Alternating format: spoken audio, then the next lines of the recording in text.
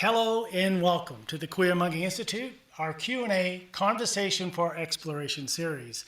I'm Paul Robert, the Executive Director and President of the Institute, along with my wife, Laura Lee, the Director of Research, Education, and Outreach. And on behalf of our Board of Directors, our advisors, our volunteers, and supporting members, we want to thank you for joining us today. The Queer Monkey Institute is an independent, nonprofit research organization committed to researching consciousness and the human experience, following the footsteps of our founder, anthropologist Dr. Felicitas Goodman. And as an educational institution, we take an open approach and invite scholars in related fields that help broaden the scope of our own work and exploration. And that's why we're calling this Conversation for Exploration. On these weekly Sunday discussions, we've had a full spectrum of topics, including neuroscience, mysticism, trance states, anthropology, art history, archaeology, archaeoastronomy, shamanism, mythology, and it goes on and on and on. You're welcome to visit our website at queermonkeyinstitute.com. All of our presentations are free. And as a nonprofit, we invite you to become a supporting member. And of course, we want to thank you, the community members who continue to support the mission of the Queer Monkey Institute. Let's talk about today. Today we're going to look at how one individual with vision can impact the world and who has that determination to change it for the better. Buckminster Fuller, best known for the Geodesic Dome, but defining Bucky with a single label falls short of the mark. This celebrated futurist, designer, engineer, architect, innovator left a legacy of so much more, and everything he did was in service of the world that can all of us work together. Our guest today, Buckminster Fuller, educator, consultant, and author of 2 books on Bucky, and a good friend of ours for many years, lived down the street from us actually, Stephen Sieden, and he has this to say. Bucky's perspective, his insights and wisdoms are much more relevant today than ever. As Bucky says, it's going to be everybody or nobody in humanity in its final exam. That's what we here on Spaceship Earth are going through right now. Bucky gave us tomorrow's solution for major challenges decades ago by mirroring nature. He pointed out that nature supports only what needs to be and doesn't build it and doesn't build in right angles. His story is an inspirational one of daring in his imagination, innovation, and vitality. And so we're really excited to And have what this I discussion. appreciate about Stephen is how accessible he makes this legacy of Buckminster Fuller and decodes terms like tensegrity and brings it down to earth. He opens up Bucky's philosophy in terms of the origin of his own personal life challenges, which is so inspirational, and the inspiration he took from nature as the basis for his philosophy and his futuristic designs. And as a roadmap for his own life, really a vision for all of our lives. What we can all contribute, the principles of nature that work for us individually and collectively.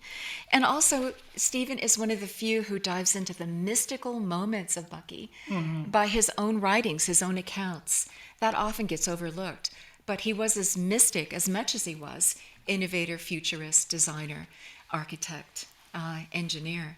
And so we're so glad to have Stephen back. We've had many conversations with him on radio. I'm excited to introduce you to Stephen today. He's written Buckminster Fuller's Universe, His Life and Work, and then more recently, A Fuller View, Buckminster Fuller's Vision of Hope and Abundance for All, and he's at work on a 3rd book. Stephen has presented this to ages 8 to 108, right. School children he makes Bucky accessible to, and everyone. So helps to awaken this vision, which, still has so much relevance for today. And he joins us from Seattle, Washington. Hey, Stephen, good to have you here. Thanks for joining us today. My pleasure. We have to start with your own story. Where did you first get introduced to Bucky? And he told everyone to call him Bucky. He feels like a friend to the whole world, doesn't he? Right. So just to clarify the name, when he was a young child, they his family, and I'm sometimes a little slow on things, just to put a front in this. I had a stroke last year, a minor stroke, so sometimes words don't come so fast. But when he was in elementary school years, his family had a home on Bear Island, and he would go there every summer, even when he was in his 80s.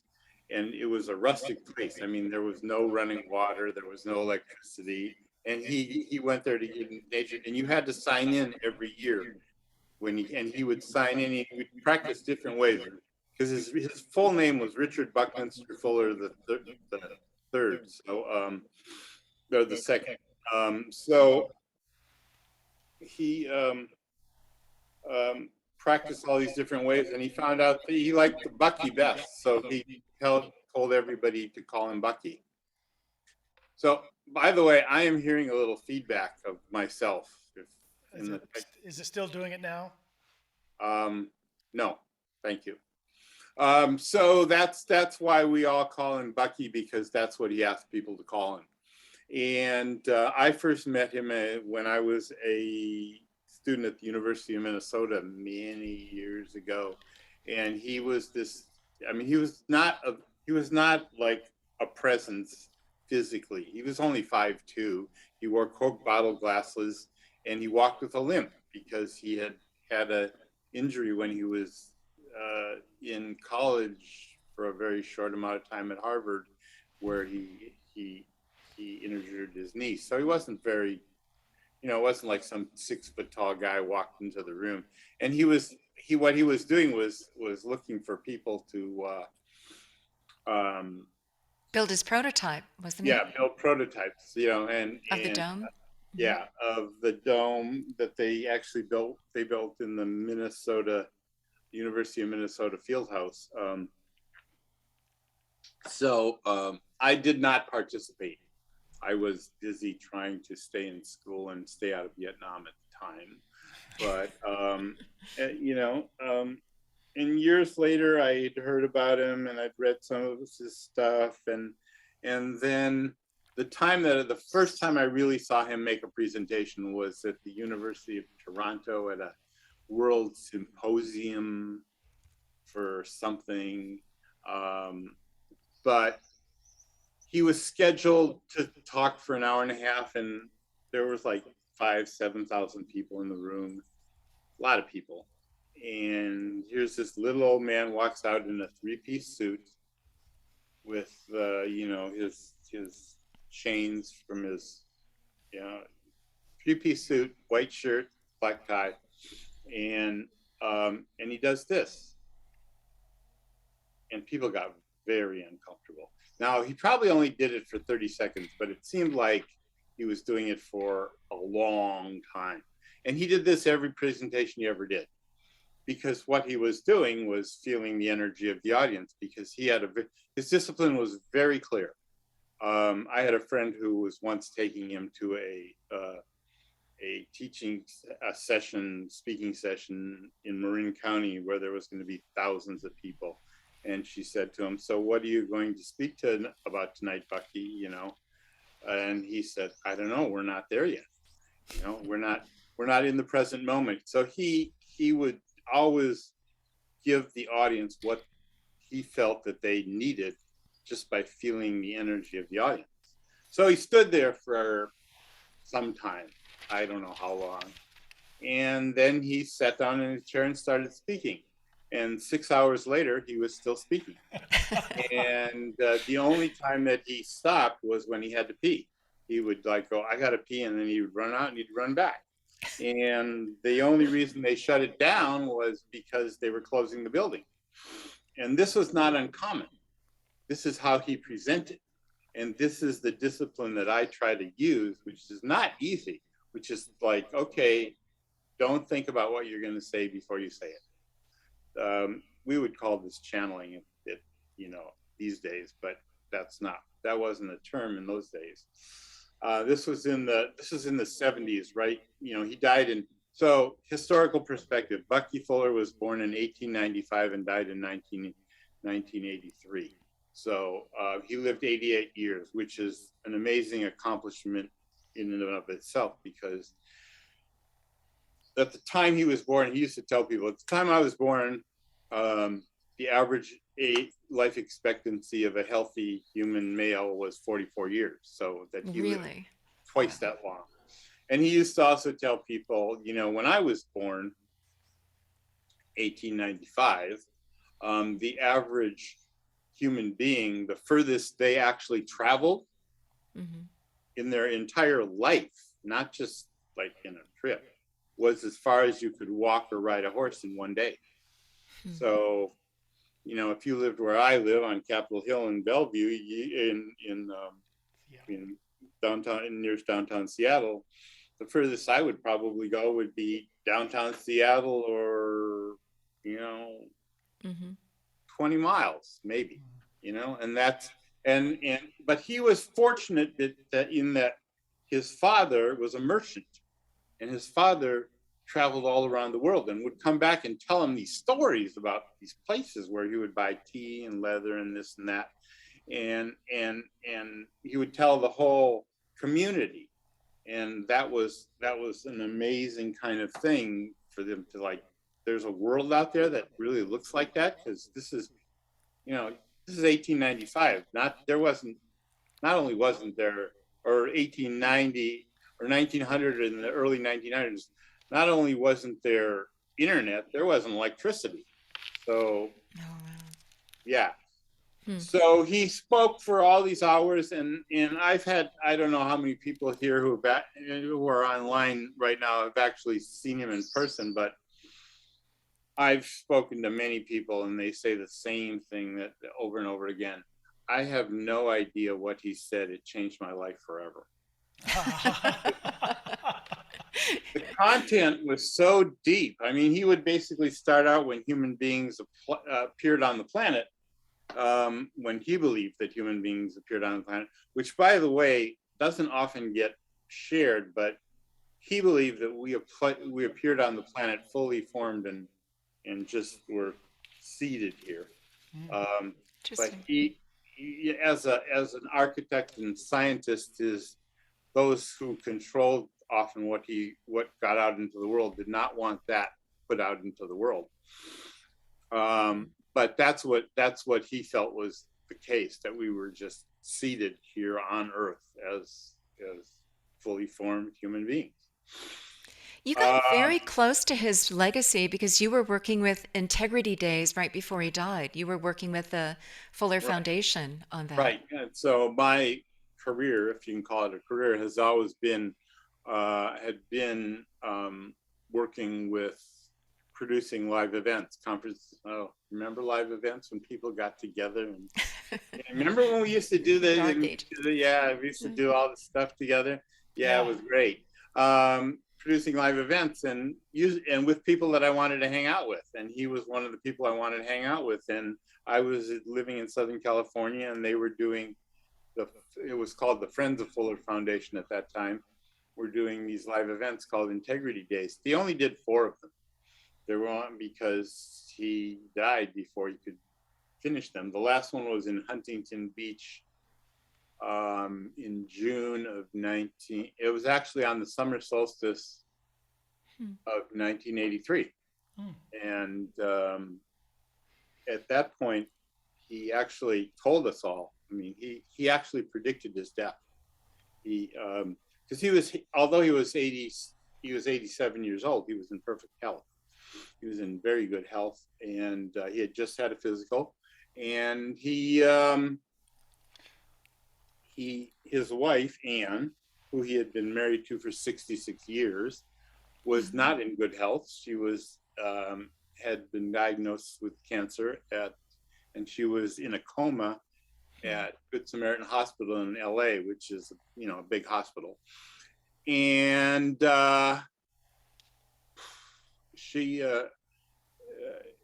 said he was a New England gentleman. And in the way it worked is the gentleman always went first, and she was afraid of death. And so they had made a deal that he would go first. And 10 days after this this last Tensegrity day, he was sitting in her hospital bed, and his daughter was there, and their daughter was there, and I don't know who else was there, but there were people who actually saw this happen. He was holding her hand. He said she squeezed his hand, and he had a massive heart attack and died. Now, if he was anywhere that he could have been saved, he was there. He was at the hospital. I mean, he was in the intensive care unit of the hospital, but he was done. He was, and Wow. this was one of the clues that gave me this idea that Bucky Fuller was a bodhisattva, which is a person on the track to being a Buddha. Not which we kind of all are, but he was really working that way, because they die consciously. You know, they go, okay, I'm going to, when the Dalai Lama will leave his body, he will say, he will leave clues as to where he's going to be reborn, if he's going to be reborn, and then he doesn't know at the moment. So, And we just saw the passing of a major Buddhist monk, didn't we? right, Just... Thich Nhat Hanh died actually yesterday, and he was 95 years old. And he and Bucky had they had a lot of things in common, but they both were working for world peace. And Bucky used to say his vision was creating a world that works for everyone, period, which is a very, Buddhist thing about it's everybody or nobody. And the thing that Paul mentioned earlier, which was Bucky, this is in the 70s, was the last time. He died in 83. So in the 70s, especially, he was very popular. He was still doing, even though he was in his 70s, he was still doing 125 to 150 thinking out loud lectures a year all around the world. I mean, they were all 6-8 hours. I mean, there was no like 2 hour, we're going to knock it out in 2 hour thing. He would just keep talking until somebody said, you got to leave now. I have a recording of one of those talks, and listening to it, you really have to kind of enter into an altered state just to understand. I mean, he's dazzling your brain with so many different terms and terminologies and ideas, and it's just a stream of consciousness. You enter into a stream of consciousness to take it in. It's mind shifting. Yeah.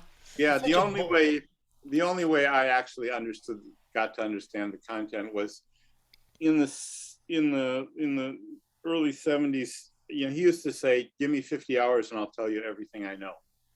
And somebody took him up on it and rented a studio in Philadelphia, the state-of-the-art television studio, and they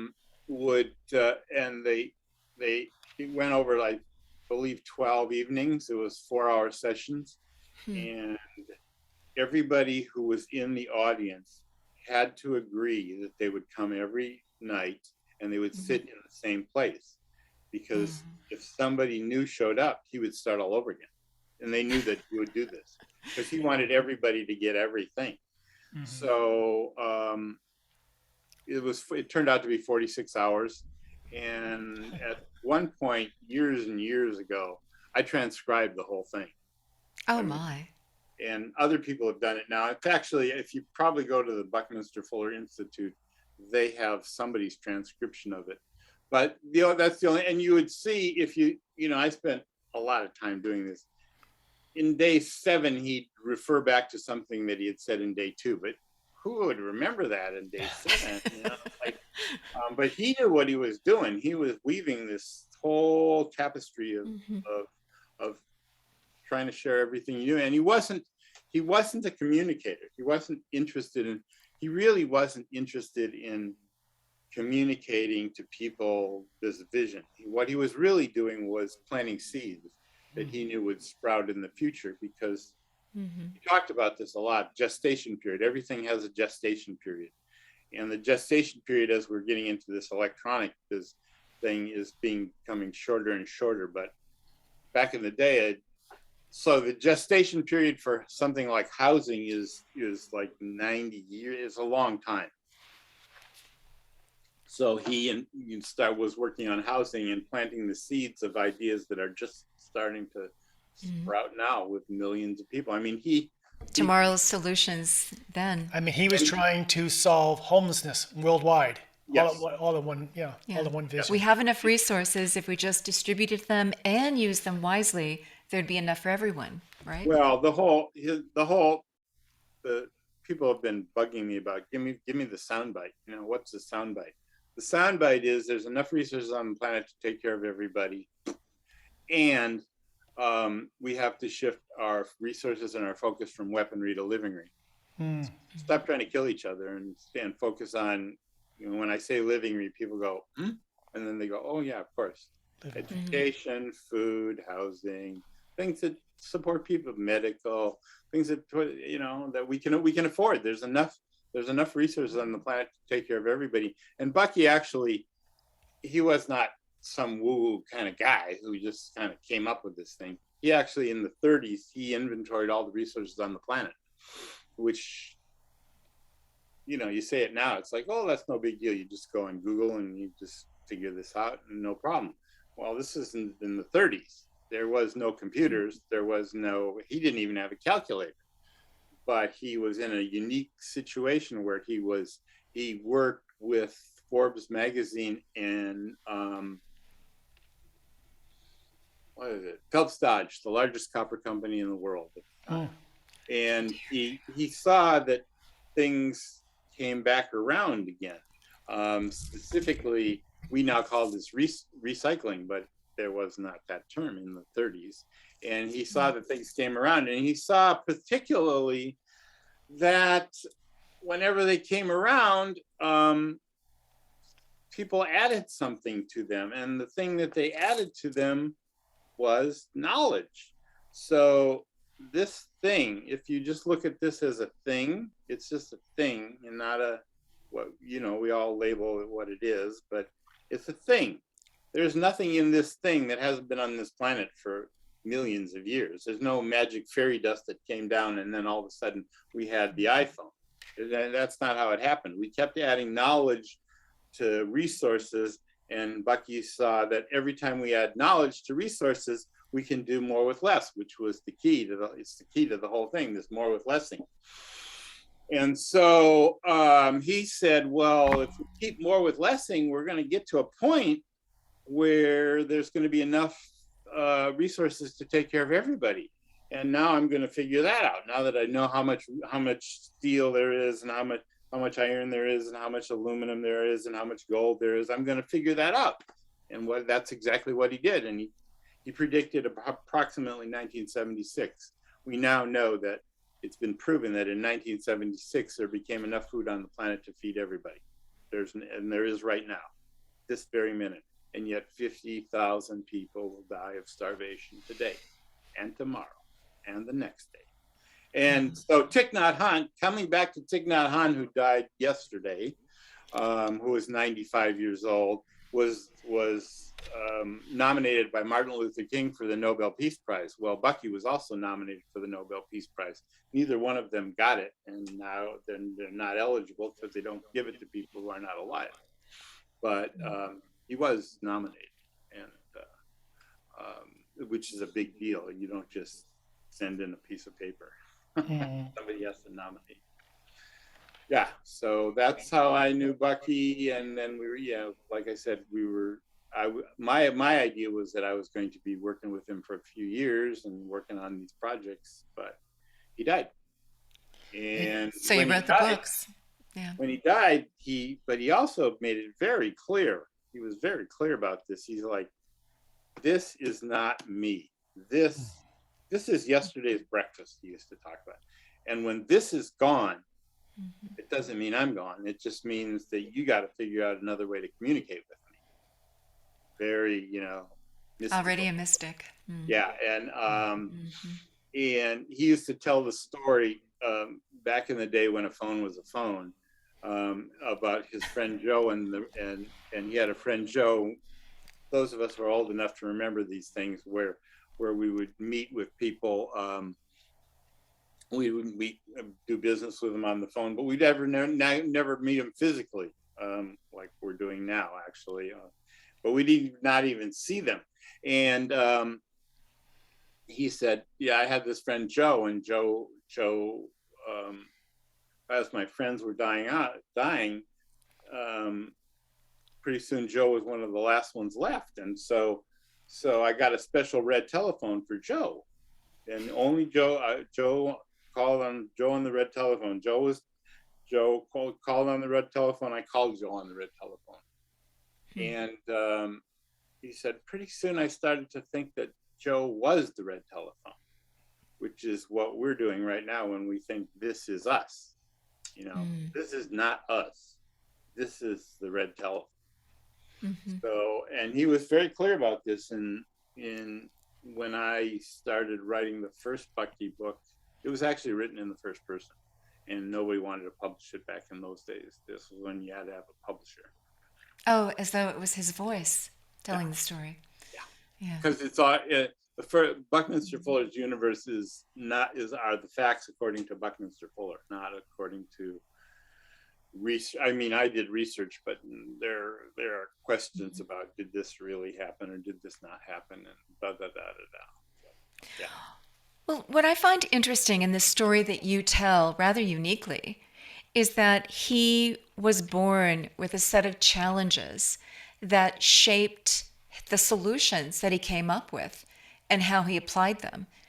And really, so these challenges that he was born with, and you reiterate these so beautifully, and how he found solutions in nature, how he found and pulled up his own inner strength. The mystical moments that he had, by his own accounts, really do a big part of shaping this legacy. Do you want to start with his own childhood challenges? Well, yeah, he was that basically story? born blind, basically. That's a challenge. Yeah. Yeah, he could see shapes and colors, and people didn't, this was 1895, so people didn't really, pay attention to that. They just thought he was a little strange, and so he could see shapes and colors, but he couldn't really see things. And it wasn't until 5 that they found out that he needed glasses. And when he got glasses, he was amazed, because he thought the things that his sister was telling him was at the time, he thought she was making stuff up, and she wasn't. She was just recording, telling him what. And when he could look, he was most fascinated with people's eyes. But when people don't have one sense, they develop the other senses. His sense of touch was really great, and that's how he invented what we now know as the octet truss. You see him at concerts, and these triangular things that hold up all the lights and stuff like that. He invented that when he was 5, because the teacher gave all the kids toothpicks and dried peas to build things with, and everybody else built rectangular houses. And he was building these triangular things because they felt good, because they held their shape, he called integrity. Something with integrity holds its shape, including human beings. So he invented that. And the other thing that he learned to do was he had a terrific sense of smell, and he used to say that he could tell if a person was a good person or a bad person when they walked in the room by the way they smelled. Interesting. So he also, that's when he's, this whole sense of feel, does it feel right, does it have integrity, was based on nature, because he was mirroring nature, and everything that he did over the years, if we now call it biomimicry, but there was not such a term. He was mirroring nature, and design as nature does. Yes, because principles work.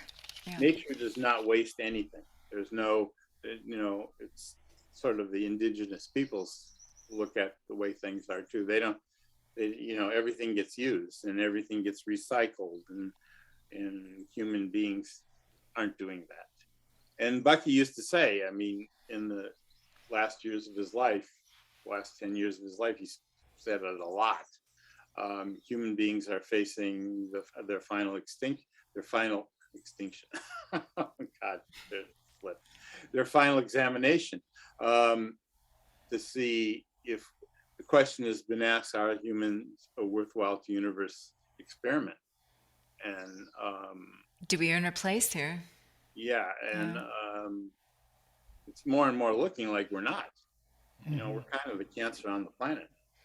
Well, as you carry the flag here, Stephen, Yeah. and following up on the inspiration that you felt from the time that you spent with Bucky, the research that you did on Bucky, and then all of a sudden it became a life mission for you to continue to be one of his soldiers, one of his people out there speaking.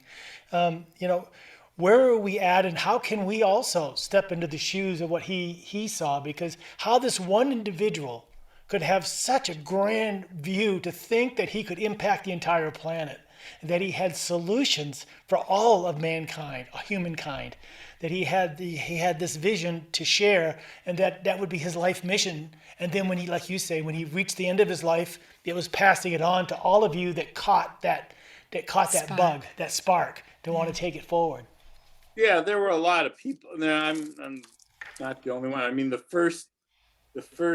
Remember the Whole Earth catalog? God, was it like 50 years ago? It was a long. Yep. Yeah, the first several pages of the Whole Earth catalog were dedicated to Bucky because he inspired them to do that. He inspired. I can't remember the name of the guy's name that started, but he inspired him, and that's just one of the seeds that has been planted and continues to grow. I mean, the whole there wouldn't be an ecological, I believe, there wouldn't be a real ecological movement without Bucky Fuller having inspired it. That people start looking at what the whole of Earth, and that we're on this one. You know, Jeff Bezos and Elon Musk might think that they're going to go to Mars or something and live, but that likelihood is slim and none. And We'll talk about that next Sunday, I bet. Yeah. And so if we don't take care of the planet that we're the ones, Spaceship Earth, it's a spaceship. It's literally traveling thousands of miles an hour. And here we are, and we're all in the same boat. We're all in the same boat. It's perfectly designed. And we've come out now, and now we've got things that are truly global. I mean, we have a pandemic and we have climate change.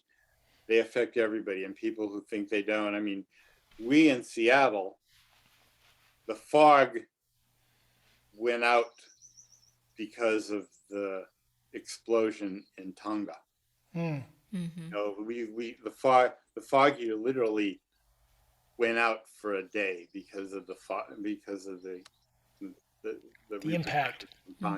Yeah, so we're in that kind of a situation. Although a lot of people don't know it. They're like, oh, I'm fine. I'm here and got food and I got this and that. But and Bucky said the same way the Buddha said that it's everybody or nobody. The Buddhist didn't quite put it like that, but the Buddha was Buddhism is very much about we're all in this together.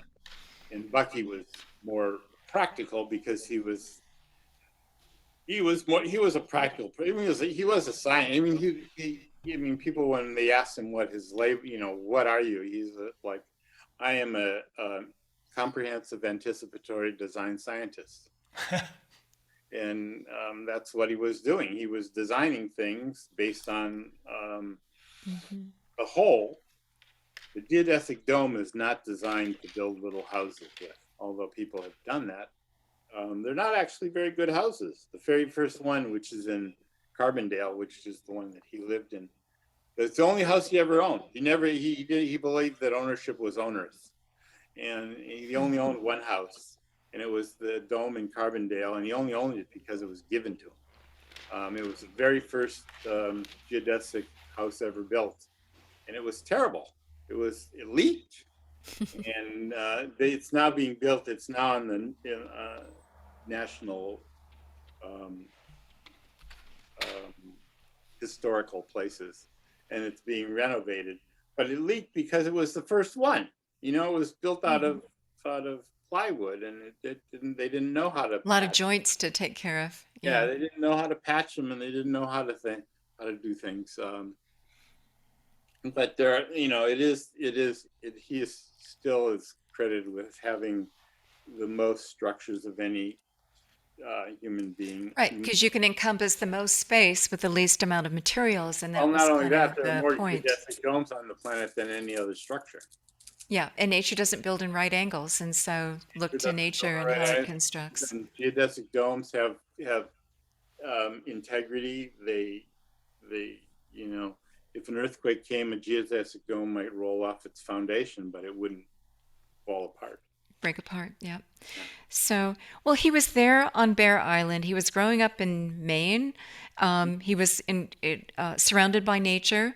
And when you can't see, right, you have vision problems, nature at least is right there in front of you. What were some of the early lessons? What was the inspiration to look to nature early on? Well, For I mean, him? they had to survive there. He had to row every day to get the mail. Like he had to row several miles every day just to get the mail and get supplies. And he went back to Bear Island every summer. He would take a retreat, and he would go to Bear Island, and there were no phones. There were no, it was Not a lot of distractions. not Yeah. a lot of distractions. Is the kind of thing that some people love to do now. I mean, get out in nature and just be. He would live there for a month in the summer when he could. As he got older, he was more in demand. So, but he learned that nature, recycle. They recycled everything on Bear Island. I mean, they had, it was its own little. Made do with less. Yeah. He And also didn't have a huge education. He was there at Harvard, but he got kicked out early on. thrown out of So he Harvard. really took his cues from another source. Yeah, he got thrown out of Harvard twice for partying too much. Basically, his father died when he was 10, so his uncles put together a fund, because he was the seventh generation of Fuller men to go to Harvard. So and every one of them except for his father had become either a lawyer or a minister, because that was what that was the big Family legacy. Yeah, and that was what a good person did. That was the good job, lawyer or minister. And of course his aunt was Margaret Fuller, one of the founders of the Theosophical movement, with Emerson, and so he had that influence. And so and they're very nature oriented. It was a very, very, like, we just need to do. And mystics. Yeah. And very mystical. And then of course he was also an alcoholic. And That's a challenge. And we're talking about a blackout alcoholic. And the main story about that really brings it home was when he and his wife had two daughters. The first daughter, Alexandra, she was very sickly. This was during the Spanish flu in 1919.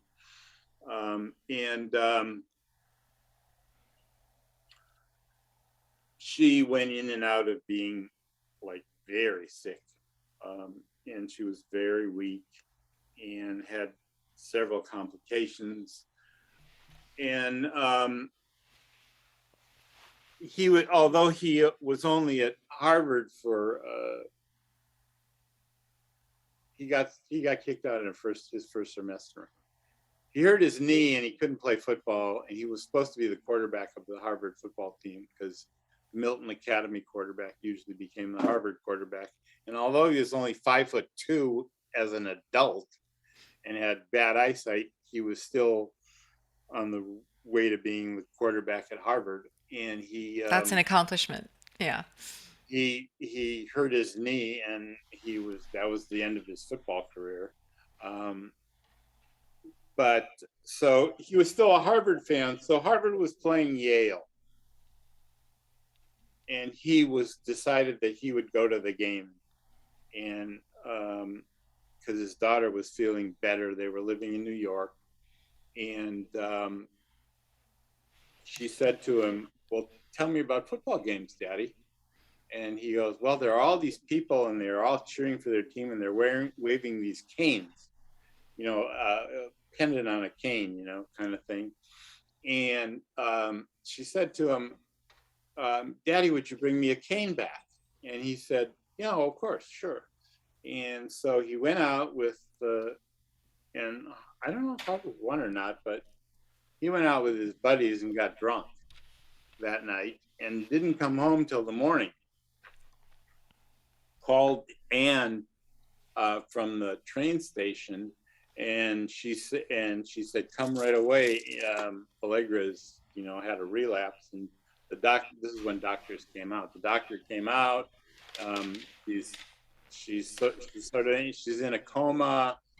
We don't know what's going to happen. So he rushes home, and she's in a coma, and there's a nurse there, and he sits with her. And at some point he picked her up and he was holding her, and she opened her eyes. And she said, "Of course, Daddy, did you bring me my cane? Bring me the cane." And of course he hadn't. And then she died in his arms. And Wow. and he, from then on, he felt like one of the reasons that she died was that they were living in these drafty conditions. Now, this wasn't the case, but they were living in, a tenement place. It wasn't great, but she didn't die from that. But he felt guilty about it, and thus focused much of his life on housing all humanity in a good way. The Dymaxion house, the Geodesic Dome, that was all about, it all came from that one little incident. And then he and his father-in-law started a company called, what was it called? Anyhow, they had this really good building system. It was kind of like Lego blocks, actually. Oh, yeah. And it was cheap, and it was easy, and people could put it together by themselves. And the union guys who were masons didn't like it at all because it was going to put them out of work, and there was a big controversy about it. And eventually the company fired him. While he was president, it was his company, his and his father-in-law's company. The board of directors fired him as president. And he was pretty upset about that, and drinking a lot. And they were living in Chicago at the time, and they had a new daughter, and he didn't know how he was going to support her. And it was kind of like the scene from It's a Wonderful Life. He was walking along the shores of Lake Michigan because he had a life insurance policy and his wife's family was fairly wealthy. And he knew that if he was gone, they would support her and the daughter. Well, he's walking along the shores of Lake Michigan, contemplating just swimming out and drowning, suicide. And he found himself, as he recounts it, walking 2 feet off the ground in a sphere of white light, and a voice spoke to him and said, "You do not have the right to kill yourself. You do not belong to yourself. You belong to a universe. And furthermore, you may be a link in a chain of evolution that you don't have the right to break." Now, I contend that every human being on the planet is such a thing. But that's a mystical moment. That's a mystical moment. And then, of course, when these things happen to us, we don't actually, the voice never tells you what to do, And that was the case with Bucky. The voice didn't tell him what to do, so he had to figure out what to do. So he decided that he would not speak until he had something to say. And that took, some say 6 months, some say 2 years. He didn't do it. He didn't say anything except to his wife and his daughter for at least a year. He went to the library, he studied, he meditated, and at the end of the year, or however long it was, he created this experiment. When the experiment was to establish and document what one individual could accomplish that could not be achieved by any corporation, religion, government, no matter how large or powerful, which is a crazy idea. I mean, what? And there's a song. If you ever, we should have actually got it up. John Denver wrote a song called "What One Man Can Do." It's about he gave it to Bucky on his 80th birthday, and it's basically about it was a tribute to Bucky, and what he the important word of that that statement is actually document, because he documented from that point on. He kept track of everything. He called it the Chrono File, and he saved everything, which is now at the Stanford Library and is been cataloged. And you can go to the Stanford Library and say, I want this box with this, and you can see Buckminster Fuller's glasses, or Buckminster Fuller's diary, or Buckminster Fuller's love letters to his wife or whoever he was writing them to at the time, because he saved everything.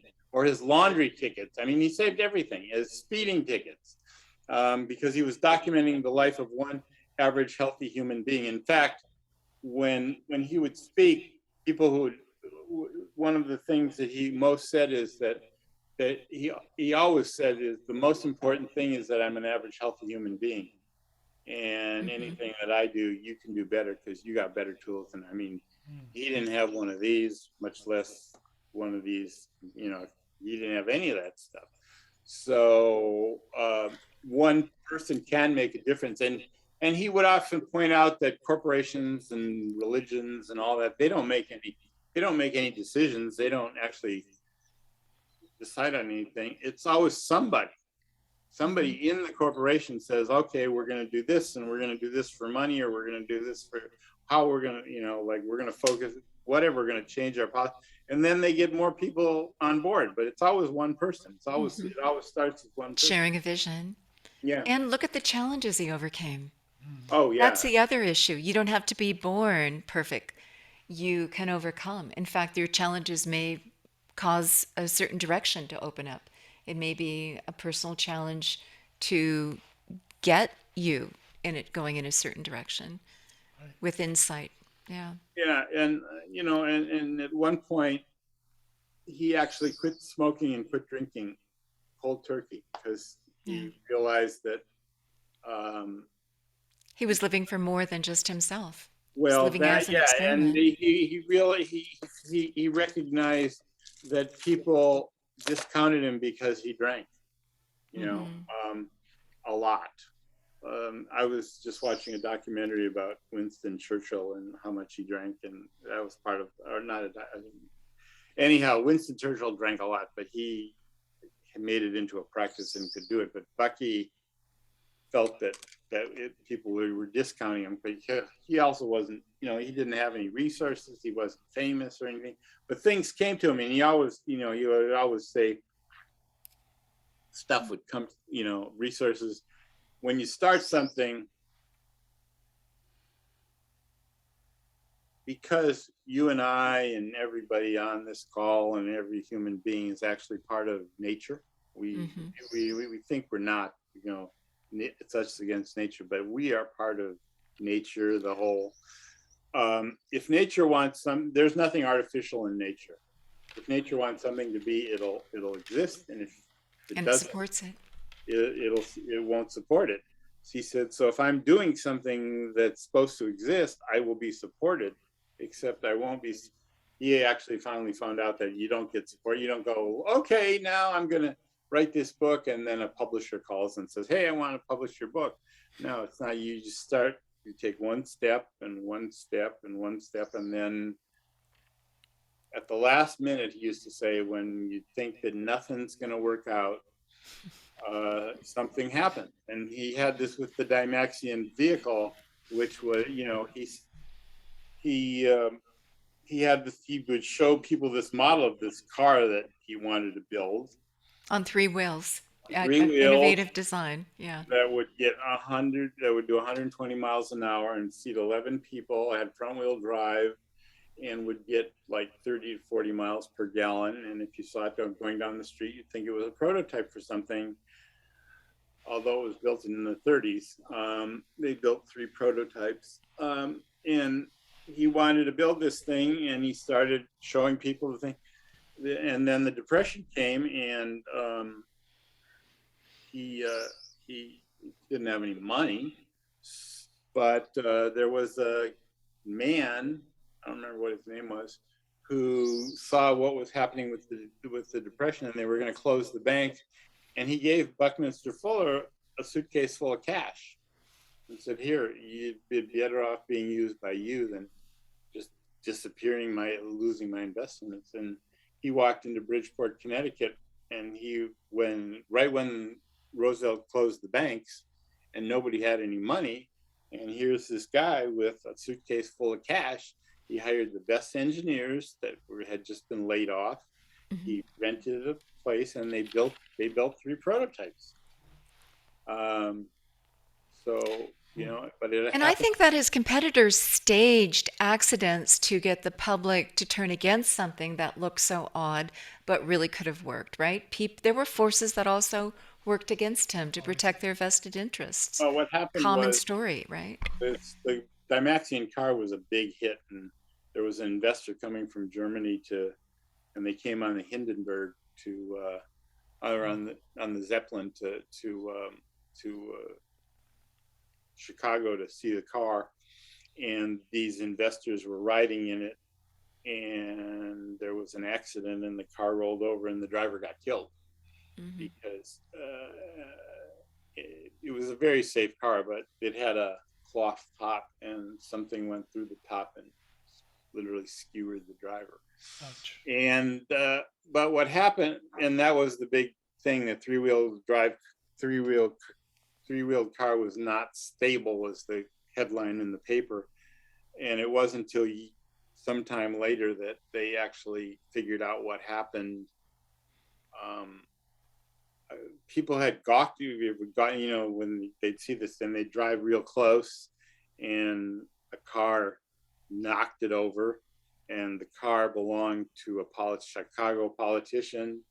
And by the time the police got there, the politician's car was gone, and it was like all blamed on the staged car. And and the other thing is that Big Three, who ran the automobile industry in this country, they knew that if this car actually got into production, that it would obsolete all the cars on the road. And they couldn't let that happen because they pretty much owned all the cars on the road, because they were financing them. That's how they made their money. So that's what happened with that. And Bucky wasn't really interested in building a production car anyhow. He wasn't interested in making money. He was interested in testing. The car was designed, the vehicle was actually designed to be an omni medium vehicle. It was designed to go on water, it was designed to fly, and it was designed to go on land. And the idea was that it would have jets, like the hovercraft jet that goes up, and then this was before jets had been invented. Oh my gosh. He was really tapped into the future, wasn't he? Yeah. And so he saw that, aircraft and even boats, they're most vulnerable when they're on the land. So this was the Dymaxion vehicle was designed to test the taxiing ability of and 3 wheels, it was triangular. So back to the fact that a triangle is the more stable unit in nature, more so than a quadrangle or a cube. You don't need 4 wheels to drive. You only need 3 to have stability. And Geodesic Dome is built out of triangles interlocked. Right. Yeah. Or the trusses. Yeah. Mm-hmm. Wow. So one thing that to explain tensegrity, that is such a term that is bandied around for Bucky Fuller. What defined, because you also do a great job of decoding some of these terms and explaining what he was unpacking in terms of principles of nature and dynamics of force and how it relates. Yeah, I wish I had a model here, but I don't. A tensegrity structure is it's a model of basically the universe, because it's built out of struts, and then there's one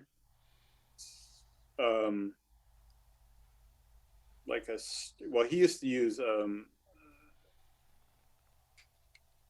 dental floss, that kind of string to they run that. Actually, it doesn't look continuous, but it's continuous, and it holds all the struts together. No strut touches any other strut, just like in universe. In reality, no atom touches another atom, but they're held together by this invisible force called gravity or whatever. I'm not a scientist, so I don't know that. But we'll ask Tony next week. Yeah. And in the tensegrity structure, that they used to build these tensegrity structures that were big, that had like poles that were like 20, 30 feet high. And when a truck once backed into one of them and bent one of the struts on one side, the one on the other side also bent the exact opposite, because the force went around. And in a tensegrity structure is the foundation of the geodesic dome, because in a geodesic dome, they just move the struts closer and closer until they can actually put them together in hubs. But it has the tension and the compression are balanced. Tension is feminine and compression is masculine. So the strut is masculine, and the tension is, and the string part is feminine. The tension, and the tension holds everything together, like the female principle of the universe literally holds everything together, and then there's all these male forces trying to do all their own thing, which doesn't work. It's a dance, right? It's a dance. Yeah. And kind of a living. So if our eyes could see that tension compression, we'd see that in that particular structure, it's evenly balanced, even though it's dynamical. It's evenly balanced and stable. Yeah. If you Google tensegrity structures, you can see pictures of them, and they bounce. Like, you could take a tensegrity structure and bounce it on the ground like a basketball, and it wouldn't hurt anything. I also like the metaphor of it applied to our own character or our own being. And so the idea that if you're grounded and centered, if you're in balance, if you're in right relation with oneself, with one's community, with one's universe, you have integrity, you have inner strength, and forces can come and push against you, but you're resilient. You can dance with it and maintain your own integrity. Yep. So it's a beautiful metaphor for emotional intelligence, human character. Beautiful. Yeah, well, that's the whole thing. When I used to do this thing with kids, when I would go into like my children's elementary school back when we lived on Woodridge, I would talk to them about, we'd start off talking about integrity, and they, the younger ones had no idea. They don't, but the older ones, they had some idea. Integrity is about honesty, and I would say, well, this in this definition, we're going to use integrity as anything that holds its shape. And how many structures in the universe are there that actually that have integrity, so they hold their shape, and are symmetrical, so they, and people, and kids, and this works with all kinds of people. People have all kinds of ideas. I always start with like 1,000, 100, and the answer is 3. Icosahedron, octahedron, and tetrahedron. Those are the only 3 structures. I'd also say a sphere or an egg, which is why nature designs in that way too. These are human design things where you have structure. So we're talking straight lines. How do you put straight lines together to resemble? I mean, a womb, an egg, a circle. Yeah. The reason that a geodesic dome or sphere is so cool is because it resembles. It's the closest thing we can do to. Well, we could do now. With new materials, we can do other things, but it was the closest thing at the time that you could build using a dome.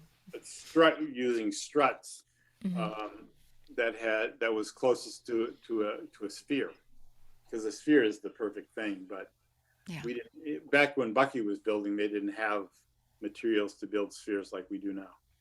Yep. Yeah. Right. Well, we should open this up to questions and comments.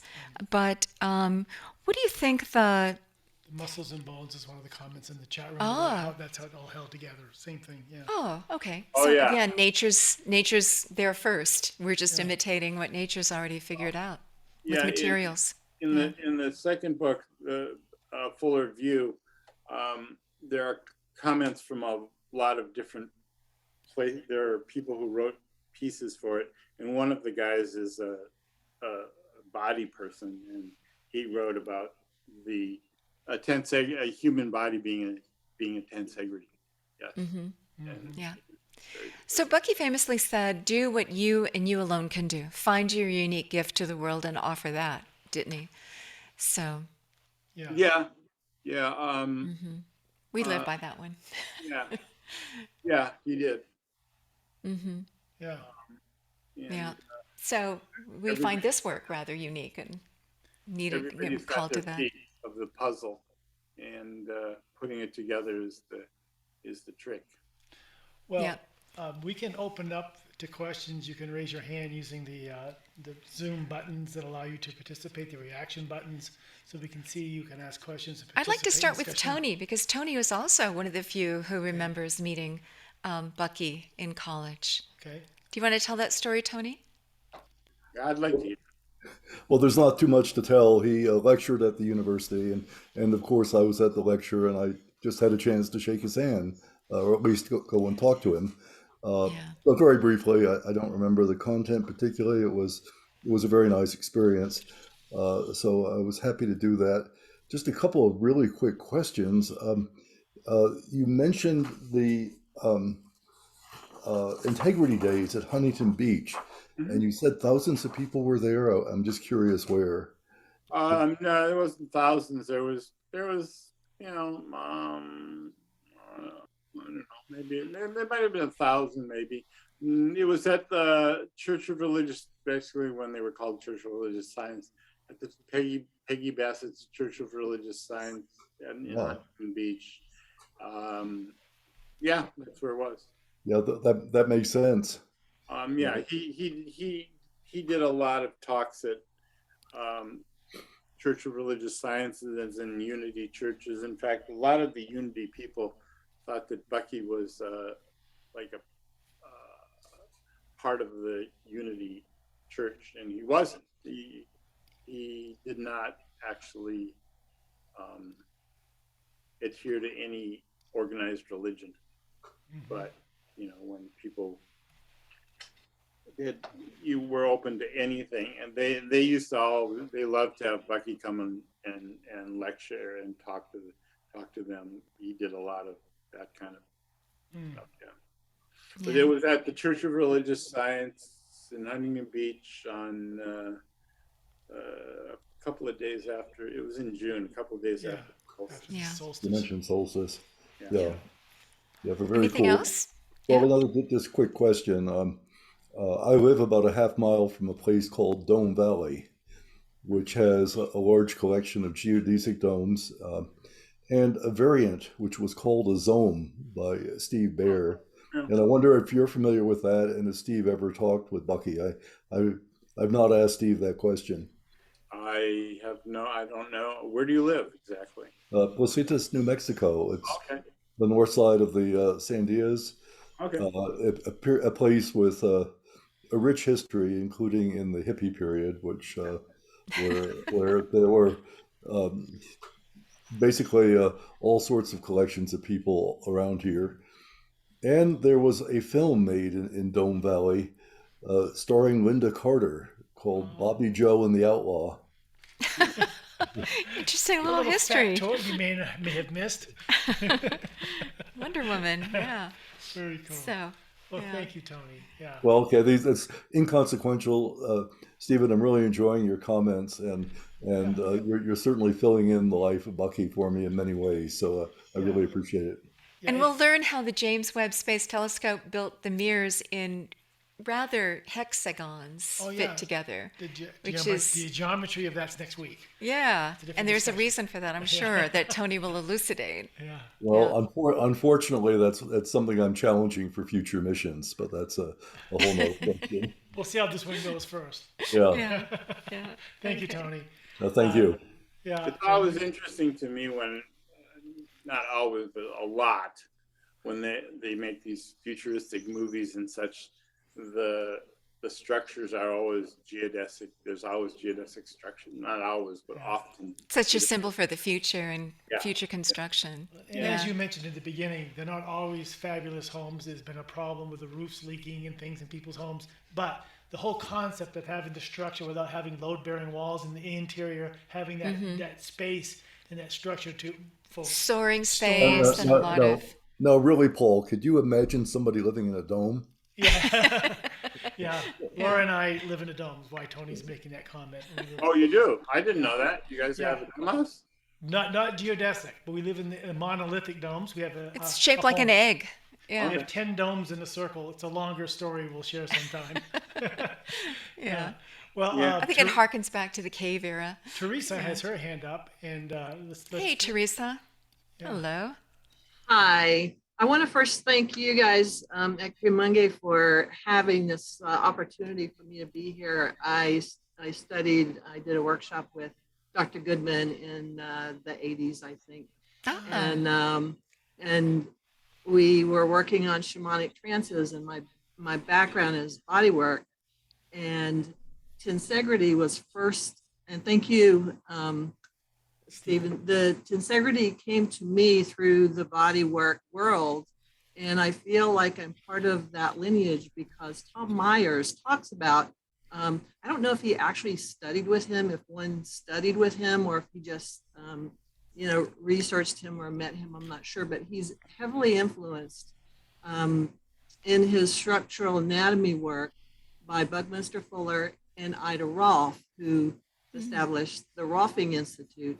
And so I love how he's been able to communicate with me specifically and many, many, many other body workers and yoga professionals about how the body works and talk about the tensegrity of the fascia. Somebody mentioned that in the chats, the muscles in the fascia.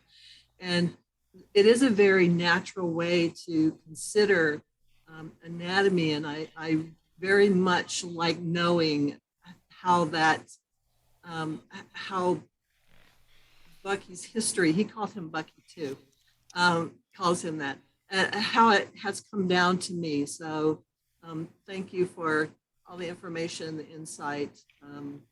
It's very good point. Our very bodies are designed along those same principles and intelligence of nature.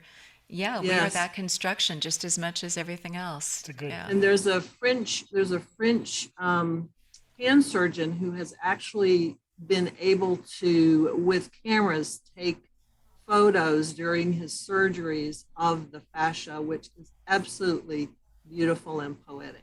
Oh, I'm gonna have. Could you send us a link on that?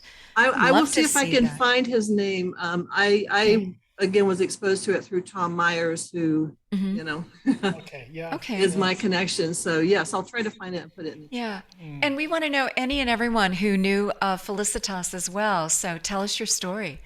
Not today, but we do want to hear your story. So email us. And nice to meet you.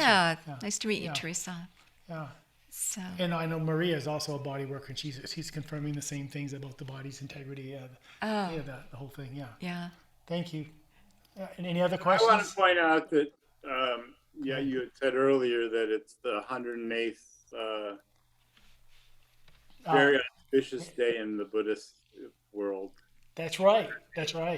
Yeah. Oh, interesting. That's kind of an interest. So we should definitely. What is the significance of 108? 108 beads on a mala. There's 100. There's a lot of places that 108 shows up. Well, I think it's interesting that you said Bucky did not consider that he worked for a living, so his impulse came from some deeper place to explore, curiosity, to create. He was driven from some other inside out prompting to do what he does, and felt that the universe would support him if it was meant to be, if his work was meant to be. Do you want to elaborate on that just a bit more? It came up from the suicide thing. One of the Yeah. there are many disciplines that he created. One of which was that he vowed that he would never again work for a living, work for money. Yeah. Since that didn't work out so well for him, but but what was his other disciplines? He had a whole set of them. What were they? well, there were a lot of them, and the best place to read them is in Critical Path. Critical Path. You know, his I think his seminal book that people can understand. There are a lot of books that he wrote that most people cannot understand, including me. But Critical Path was really designing the critical path that humans need to take to survive and thrive. I mean, he didn't say this, but we are a species on the verge of extinction. Yeah, you know, and taking a whole lot of other species with us. Yeah. Oh yeah, but and it's really not just humanity, it's the entire web of life that we need to be concerned with. Yeah. It's this everyone comes or nobody. I mean, we talk about beyond humans. Right. It's everything in the biosphere. Isn't that quote from Bucky that says, it's not the planet that's at risk, it's humanity that's at risk. The planet will recycle itself. I don't know who said it. Oh yeah. Yeah. Is that, the planet will be fine. The planet will be fine. You know, we came up with this term Gaia, we humans. The planet will be fine. I mean, there were dinosaurs before us. Yeah. There'll be there'll be another form after Planet's us. gone through a few extinctions. Yeah. Yeah. And And life will find a way. Yeah. Right? well, personally, I think the next form of life is AI. And Bucky actually talked about, before there was the term AI, he actually said that the best thing to do would be to let computers make the decisions about how resources are allocated and so on and so forth, which, you know, scares people on the one hand. On the other hand, it takes all the emotion out of it. It's like, and one of his the discipline that really got to a lot of people, is especially his family, was his discipline. What was that he always went last. He and his family always went. So, you know, it's everybody else first and then me. And that's very Buddhist. That's saint-like. And I would be wondering, well, who's programming the computers? Well, right? What's the program by which it makes those decisions? But go ahead. No, I was just going to add, you know, I was having this conversation last night with a gentleman who leads a company in the whole meta universe world. And I was saying, so the whole planet's changing in the next 10 years. He says, it's 5 years. Everything is going to shift dramatically.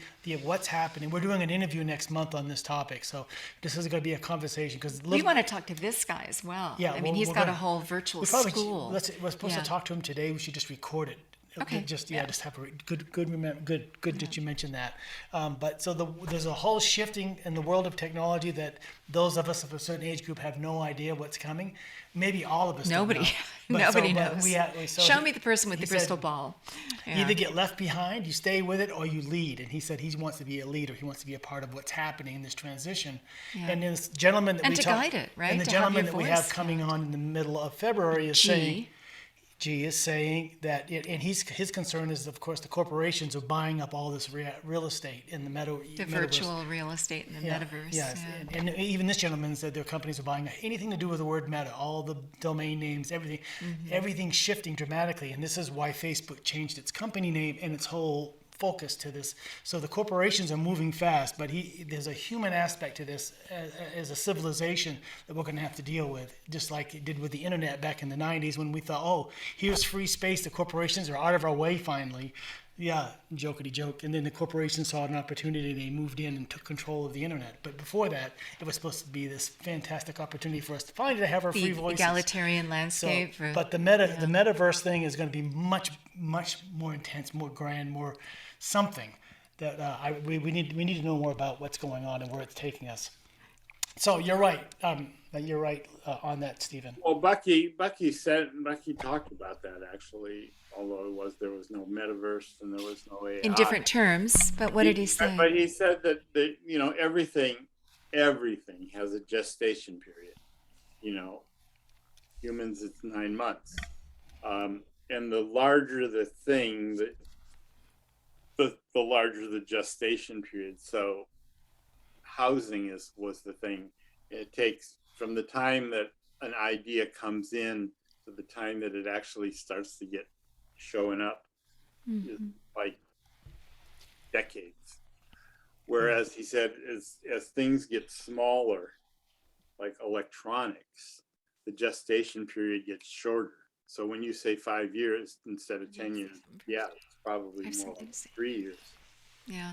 More like We're accelerating the pace dramatically, aren't we? Exponentially. Yeah. Yeah. And you just need to know that, the seeds that he planted 50, 75, 100 years ago, well, not 100, but decades ago are starting to sprout, but it's taken that much time. It's taken time. Mm-hmm. Well, and also, who was it who said the future lies in the 99% of the electromagnetic spectrum that is invisible to our eyes? And that's one reason I'm so intrigued for the telescopes that are being put in space to help expand the bandwidth, what we do in our work to help expand the bandwidth. On an internal basis. That we're really trying to see further and wider to help us navigate the road, but that there's so much action. I'm so appreciative that theoretical physics is now finding and confirming what ancient wisdom is saying. If you just say two different languages, but they're really talking about the same fundamental strata of the cosmos. So, yeah. There's so much going on. Tony had another comment he wanted to jump back in on. The person who said what you just said is Buckminster Fuller. Okay. Yeah, that makes sense. He said 99.9% of everything that will affect us in the future is totally invisible to us now. See, we quote. I'm sorry, say it again. I couldn't quite hear you. 99.9% of everything that's going to influence us in the future is invisible to us. It's in the electromagnetic. He was talking more about the electromagnetic spectrum. That's what I was referring to. Yeah. And dark matter, dark energy, right? You're describing that. Let's go back to Tony. Yeah. He had one more comment on this. Hey, Tony, you're back on. A moment here. Hi. Yeah, this is so interesting. I'll just comment that it's not just electromagnetic energy that we get information from. We now are doing multi-messenger astrophysics, where we're dealing with gravity waves, we're dealing with particles, we're dealing with neutrinos, and they all have part of the story that comes together. But I like very much the 99% comment. Also, in the metaverse, I heard a NPR program about how troubled people are that there are now billboards in the metaverse. So just take all of our issues and Yeah. put it there in this new frontier. Right. Yeah. So that, and then the third thing, which it's a question I had meant to ask earlier, Bucky's calculation, I think in the 30s, about there being enough resources to take care of everybody. Is there, and that was at a point in time, and of course the population of the Earth was much smaller then. That's a good point. Yeah. And I'm just wondering, is this a continuous thing, no matter how many people we have? Are there enough resources? Or is there some balance that will come out that Bucky had considered or didn't consider? Yeah, there is a balance that he considered and he saw happening, and we've seen it happen. When people have enough to eat and to have housing and have all the things that they need, they stop having 12 kids. They don't need a workforce. Yeah. That was back when he was a child and growing up. I mean, there was no Social Security and there was no net for people. There was no safety net for people. So your safety net was your children. Your children was your Social Security. They would take you. I mean, everything that we are looking at now is important. Was important, yeah, sort of. When the average age of a person, of healthy human male, was 44.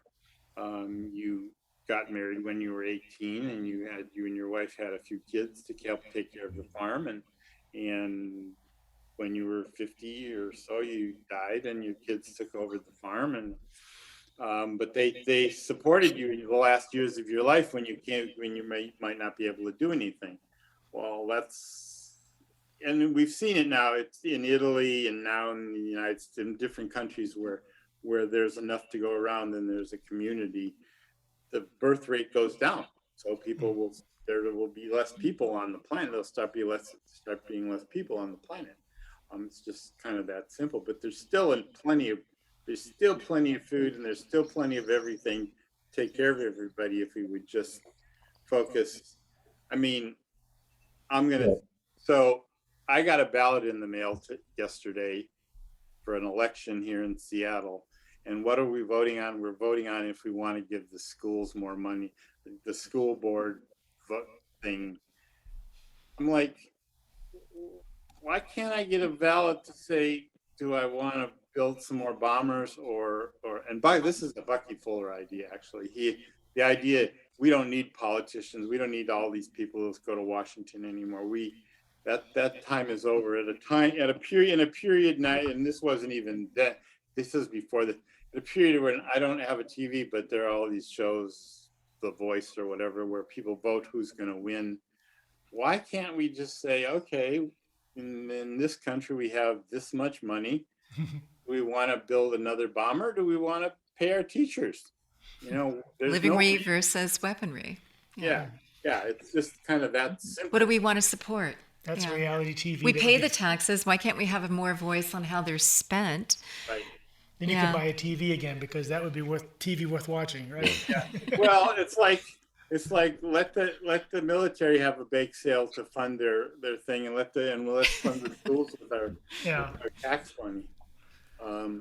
But it could be done like the president.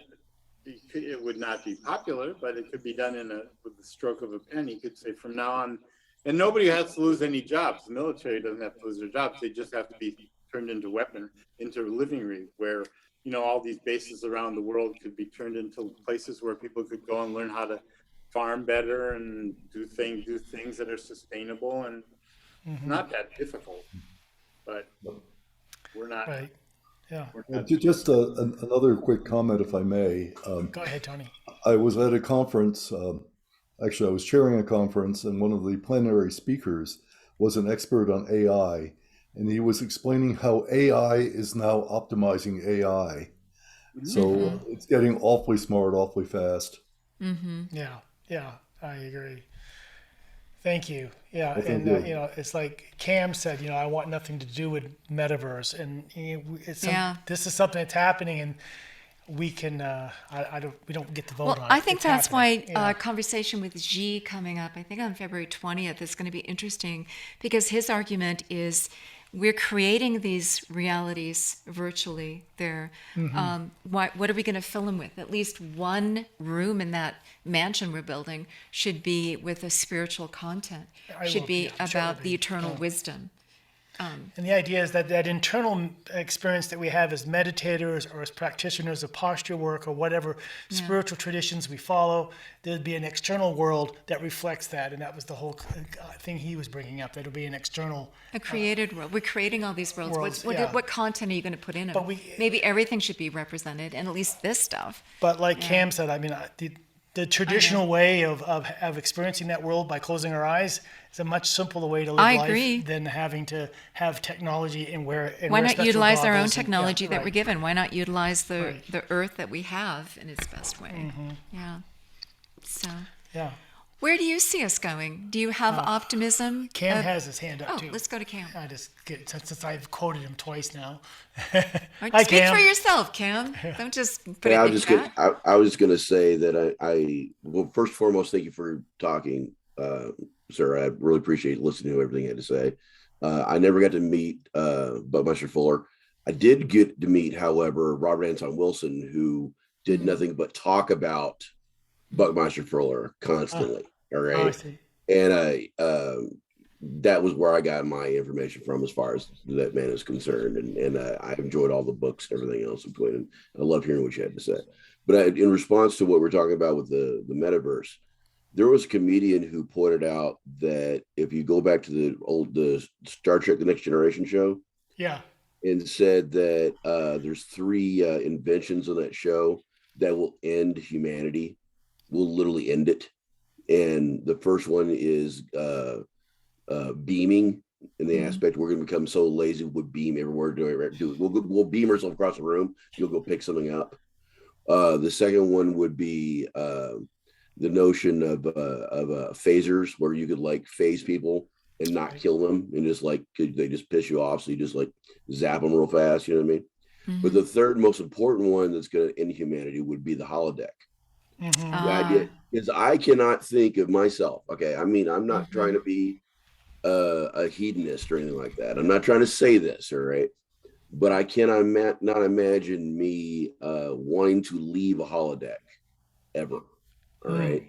If you invented something like that, all right. When you think about it, where every last one of your desires can be just generated and created in this way, all right. And you can imagine there's people out there in this world who are probably much more sick and demented than me, all right, who would never leave a room like this, all right. And that's pretty much how I see humanity, my own futuristic aspect of how I see things, how I see humanity going with the concept of the metaverse. Yeah.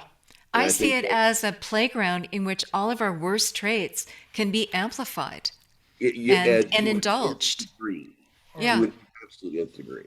I mean, you know, if you are into the worst possible human failings you can think of, and you could have those things provided to you at a moment's notice, all right, in gory detail, that's what you'd get, and do it, you know, guilt-free. No, that's not a group of people I want to hang around with. I get you. I think that nature has constructed our earth with checks and balances, and that part of the wisdom traditions are about the checks and the balances, and then society tweaking it here, tweaking it there to try to bring out the best in us, the sustainability, the equitability, the social justice, the equality, the best in us, the compassion, the generosity, all the virtues. And yet our society, our Western technology has allowed us to remove a lot of those checks and balances. And so here we're going to go into a metaverse, a structured, quote, reality, manufactured reality, in which we're taking away even more of those checks and balances, as Cam is pointing out. And so what does that leave us but indulging some of our worst traits? And so that's why I'm intrigued by Xi saying, well, at least can we try something that contains and is structured to showcase some of the those virtues. There's a little bit of the spiritual qualities. Where else is it? Where, you know, if this is foisted upon us, at least try to put something useful and But it's sort of like what beautiful, we're doing today. We've all agreed to have computers. We've all agreed to have technology. We're all signed onto the internet.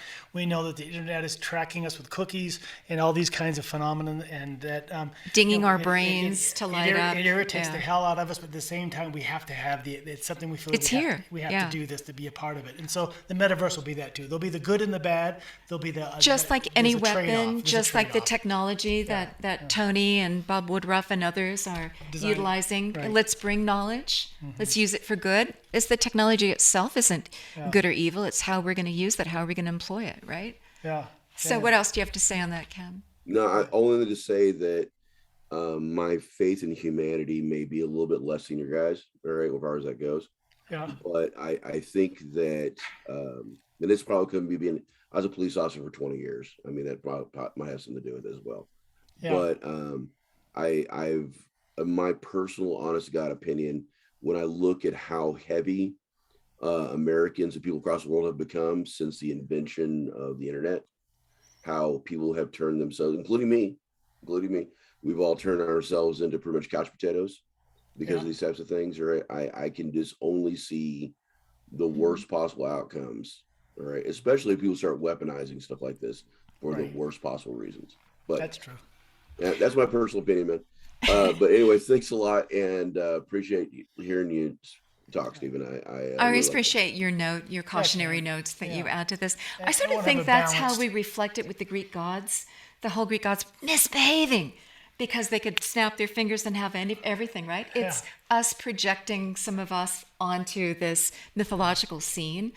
We create sci-fi. We create this metaverse. We create mythology. It reflects us back to us to showcase ourselves, to tell ourselves.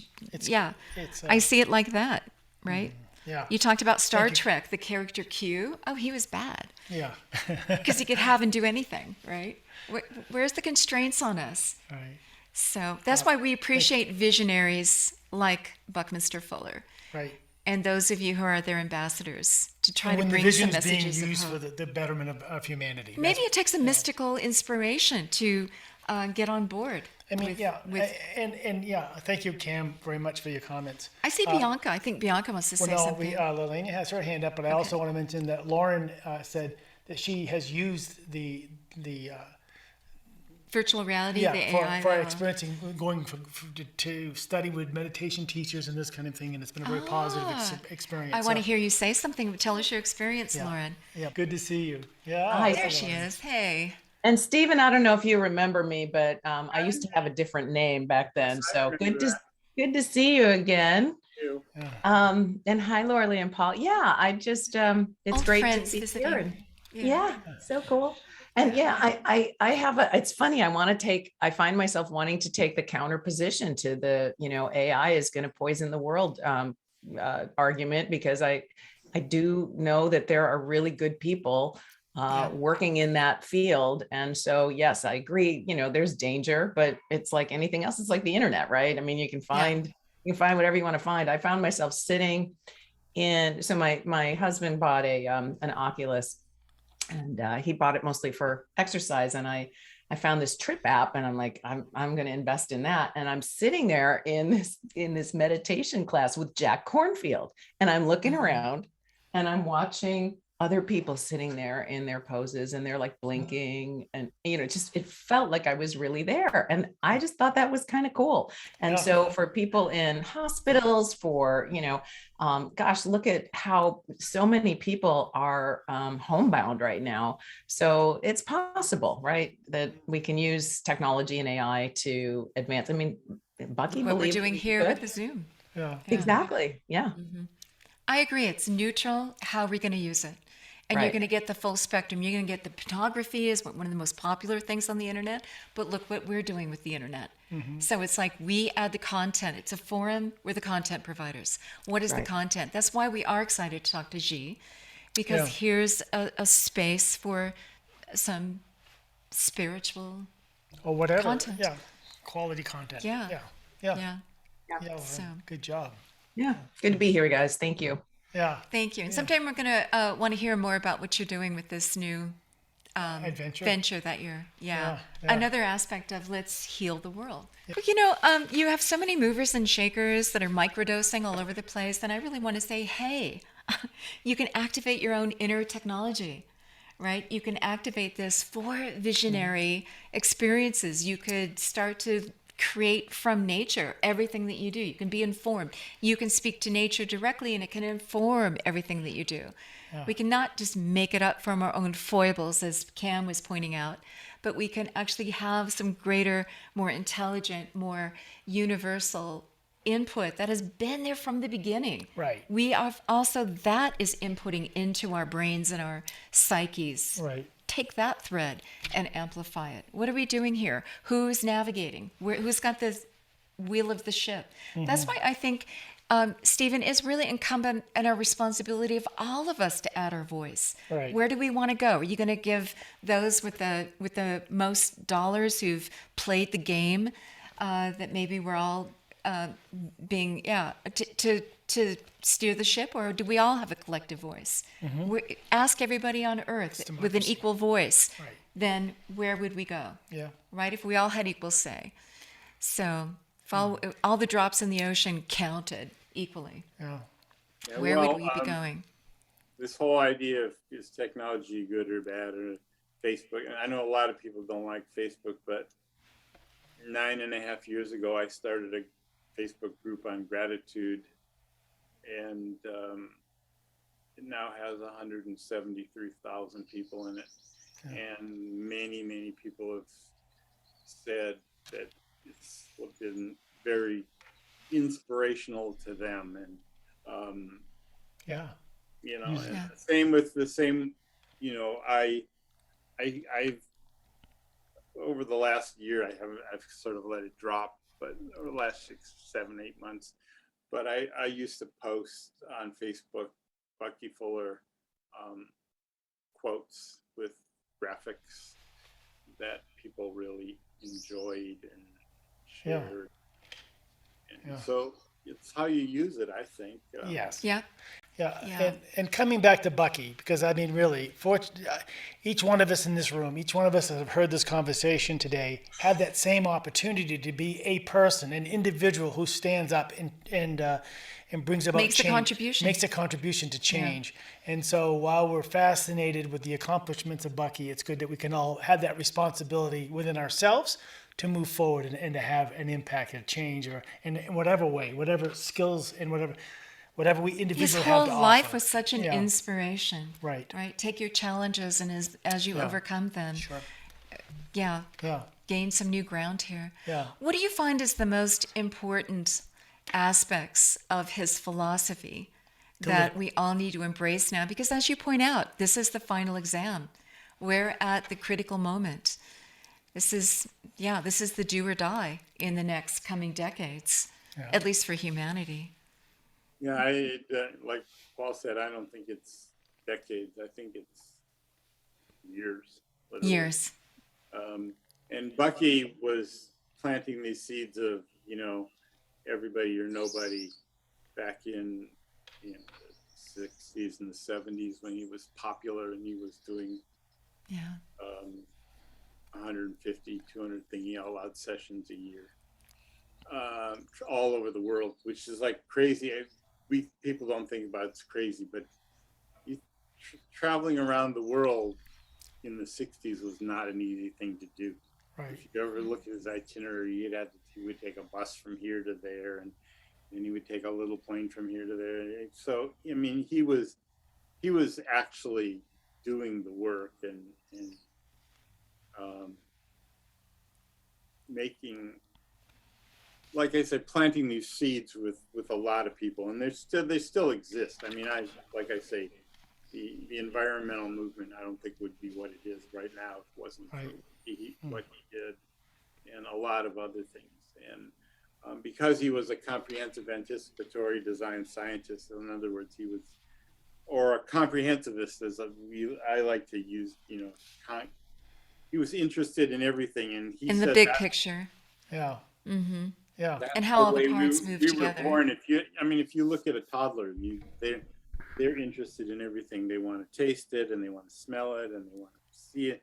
You know, and that's our natural natural way of being. But we have been educated to be specialists, and Bucky talked about how specialization was destroying the world, basically. You know, the rich. It started off with the king. The king said, "Okay, because you know how to make swords, we're going to make you the Duke of Swords, and we're going to make you the this of that, and you're going to be our baker, and you're going to teach your son to be our baker, and then all the people, you know, and that'll be their legacy, and they'll have this little kingdom." And there's one person I want to go to. But what they were doing, and what's still being done today, is divide and conquer, and to keep conquer, keep divided. And you see the people who are the quote unquote leaders. This is what they want to do. You know, like this one's for our country. Even Biden. This is for the United States. We got the United States now. It doesn't work like that anymore. And it's that those days are over. And if we keep doing that, we are doomed. Yeah. Thank you for this Thank you journey very much. And it's through great the to see work you of again. Bucky. And yeah, and good health to you, brother. I'm so glad you're Yeah. recovering so quickly and taking care of yourself. And we look forward to talking to you more and spending more time in this world Yeah. of conversation that we share together.